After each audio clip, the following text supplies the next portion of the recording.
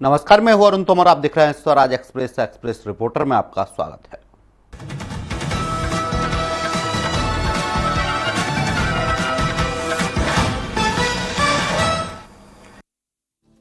आज पूरे भारत के साथ साथ झांसी में भी राष्ट्रीय लोक अदालत का आयोजन किया जा रहा है।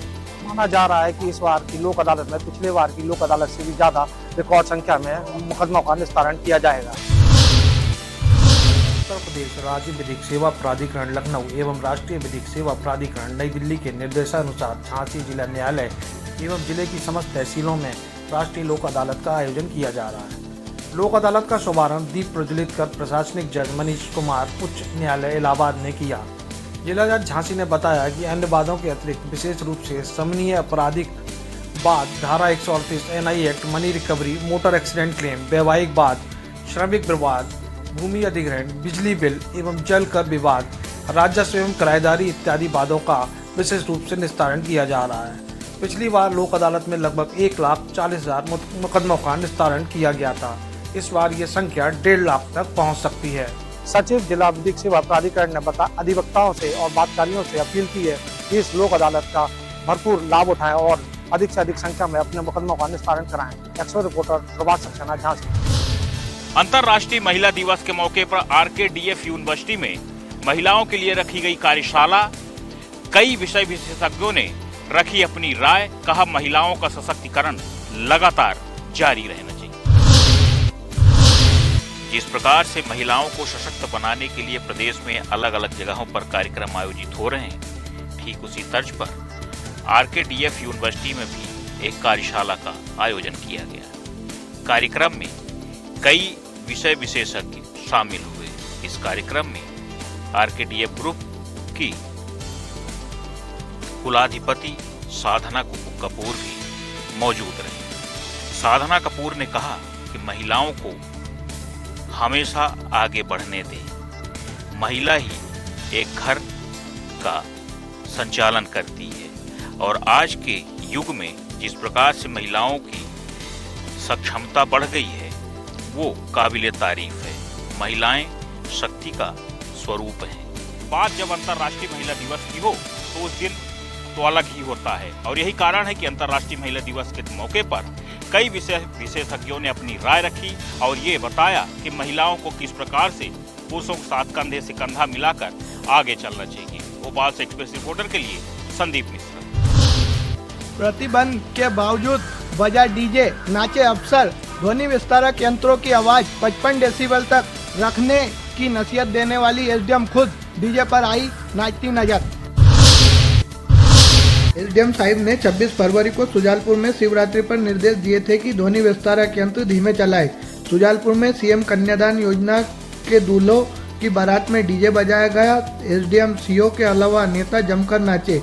शाजापुर कलेक्टर ने परीक्षाओं के चलते ध्वनि विस्तारक यंत्र के बिना अनुमति उपयोग पर प्रतिबंध लगाने के आदेश जारी कर रखे हैं। इसके बावजूद मुख्यमंत्री कन्यादान योजना के सामूहिक विवाह सम्मेलन में नियम धरा रह गया।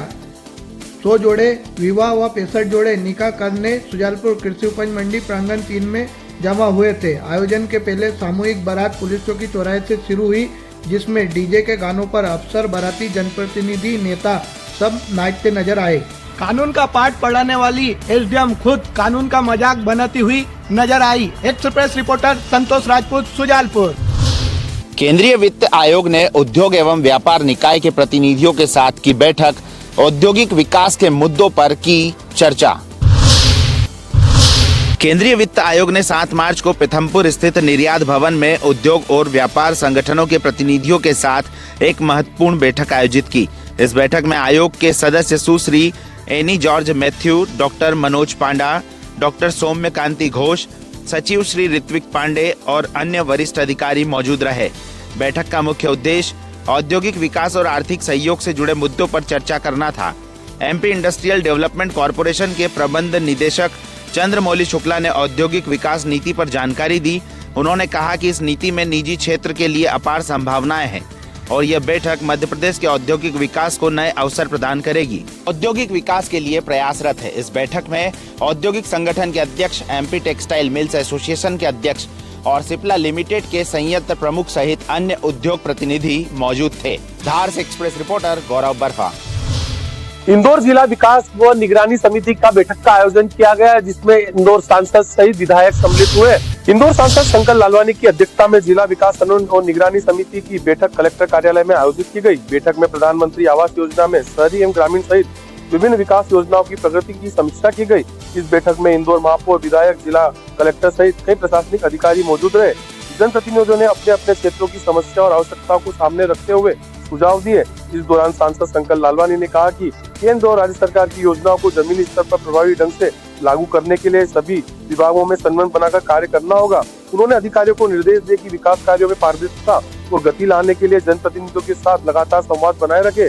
बैठक के दौरान प्रधानमंत्री आवास योजना की प्रगति की समीक्षा की गई। बैठक में इंदौर जिले से जुड़े विकास कार्यों के साथ साथ प्रधानमंत्री आवास योजना को लेकर भी समीक्षा की गई। इंदौर से एक्सप्रेस रिपोर्टर विकास सिंह सोलंकी।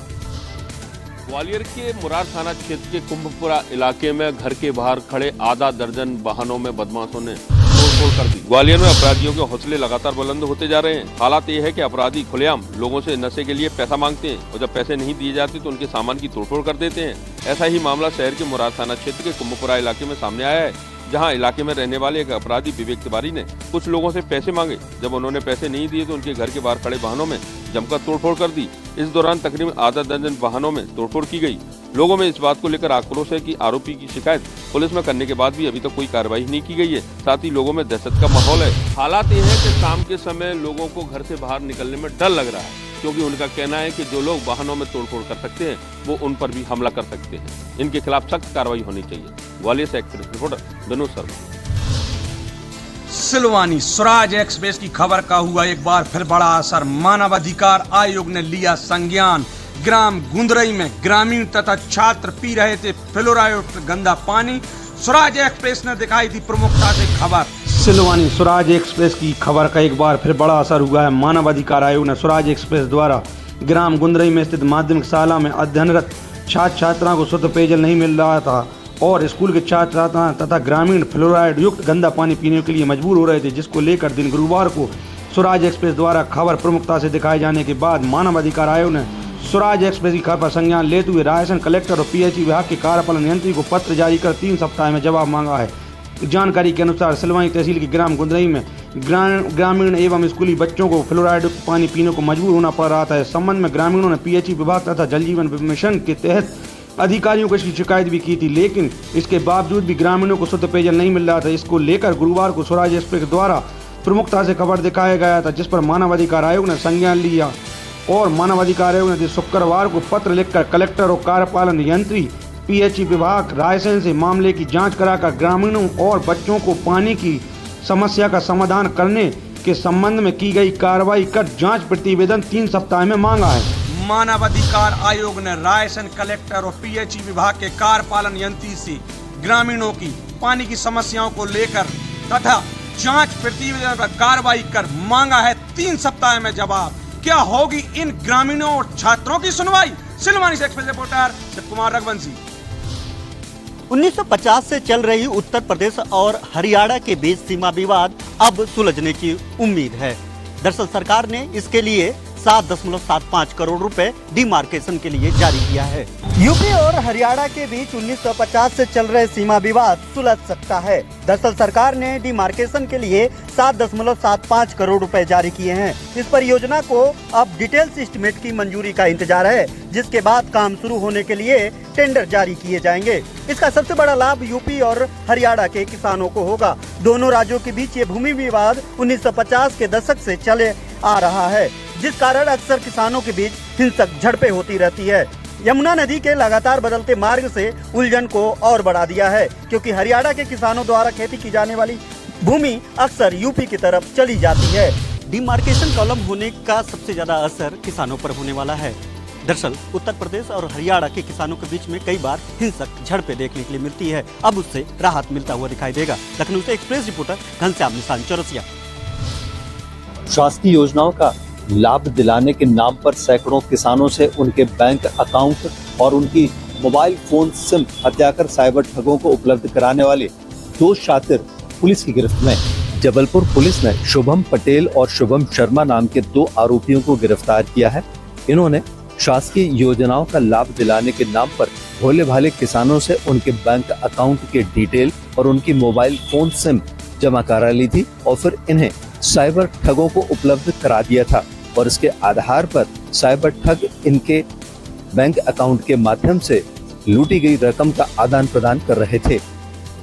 इन दोनों आरोपियों ने सैकड़ों किसानों के साथ इस तरह की ठगी की वारदात को अंजाम दिया है। पुलिस ने इन आरोपियों से अभी तक 2 दर्जन से ज्यादा एटीएम, बैंक की पासबुक और अन्य दस्तावेज बरामद किए हैं। पुलिस लगातार इनसे पूछताछ कर रही है। जल्द ही बड़ा खुलासा हो सकता है। किसानों के साथ साइबर फ्रॉड करने वाले आरोपियों से बड़े मामले के खुलासे हो सकते हैं। Arun Dubey, access reporter, Jabalpur. 10 मार्च से शुरू हो रहे मध्य प्रदेश विधानसभा के बजट सत्र में 12 मार्च को बजट पेश किया जाएगा। इस बार वित्त विभाग बजट पुस्तिका के साथ QR कोड भी जारी करेगा। 10 मार्च से शुरू हो रहे मध्य प्रदेश विधानसभा सत्र के दौरान 12 मार्च को बजट जारी होगा। वित्त विभाग बजट पुस्तिका के साथ QR कोड भी जारी करेगा। QR कोड पहले से जारी किया जाएगा, लेकिन वित्त मंत्री का सदन में भाषण पूरा होने पर ही ये स्कैन हो सकेगा। इस बार 4 लाख करोड़ से अधिक का बजट आएगा। बजट के लिए वित्त विभाग ने इस बार बजट की ई-बुक तैयार की है, जो QR कोड स्कैन करने पर मोबाइल फोन में दिखेगी। डाउनलोड होने पर ई-बुक मोबाइल में सेव हो जाएगी। QR कोड बजट जारी होने के पहले सोशल मीडिया पर बजट उपलब्ध कराया जाएगा। जैसे ही वित्त मंत्री बजट भाषण खत्म करेंगे, QR कोड स्कैन होते ही बजट उपलब्ध करा दिया जाएगा। जैसे ही वित्त मंत्री जगदीश देवड़ा बजट खत्म करेंगे, बजट का QR कोड जो है वो स्कैन हो जाएगा और QR कोड के जरिए आसानी से बजट आम लोग देख सकेंगे। एक्सप्रेस रिपोर्टर के लिए भोपाल से कुमार संदीप। कैबिनेट मंत्री प्रहलाद पटेल के दिए गए बयान को लेकर प्रदेश भर में कांग्रेस धरना प्रदर्शन कर रही है। जिला अध्यक्ष ज्ञानेश चौधरी के नेतृत्व में जिला कांग्रेस कमेटी द्वारा विरोध प्रदर्शन किया जा रहा है। जिला मुख्यालय में कांग्रेस कमेटी द्वारा एक ज्ञापन तहसीलदार जगदीश वर्मा को सौंपा गया, जिसमें मंत्री प्रहलाद पटेल के इस्तीफे की मांग की गई। कांग्रेस जिला अध्यक्ष ज्ञानेश चौधरी ने बताया कि ज्ञापन के माध्यम से कांग्रेस कार्यकर्ताओं ने मंत्री प्रहलाद पटेल द्वारा आम जनता की समस्याओं को भीख मांगना कहकर संबोधित किया जाना अपमानजनक है। मंत्री प्रहलाद पटेल ने जनता की मांगों को भीख करार देकर लोकतांत्रिक मर्यादाओं का उल्लंघन किया है। कांग्रेस नेताओं ने मांग की है कि कैबिनेट मंत्री प्रहलाद पटेल को उनके दिए गए बयान को लेकर तत्काल प्रभाव से मंत्री पद से हटाया जाए और जनता से माफी मांगी जाए। बड़वानी से स्वराज एक्सप्रेस के लिए अतुल कुमावत।